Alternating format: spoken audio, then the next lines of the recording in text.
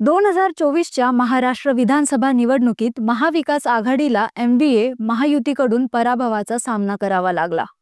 महायुतीने भाजप, शिवसेना, शिंदे गट आणि अजित पवार गट एकत्रितपणे प्रभावी मोहीम राबवून जनतेवर प्रभाव टाकला। नमस्कार, मी श्रद्धा महाजन आणि तुम्ही पाहत आहात अपडेट MH। महाविकास आघाडीने 2019 मध्ये यशस्वीपणे सत्ता स्थापन केली होती, मात्र 2022 मध्ये एकनाथ शिंदे यांच्या बंडामुळे उद्धव ठाकरे सरकार कोसळले।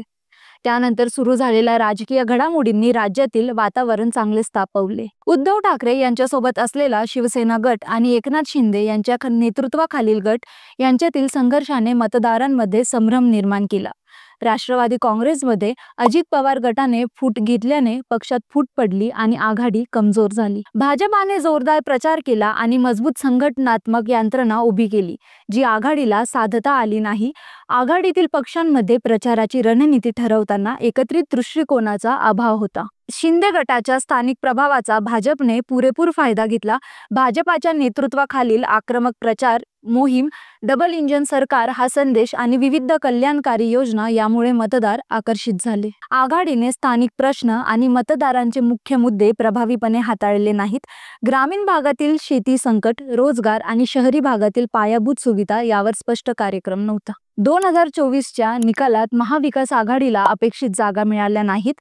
भाजप शिंदे युतीने बहुमत मिळवत सत्ता पुन्हा हस्तगत केली। MVAने लोकसभा निवडणुकीत संविधान बचाव आणि गद्दारी यासारखे मुद्दे पुढे आणले, परंतु विधानसभा निवडणुकीत हे मुद्दे जनतेला पटले नाहीत।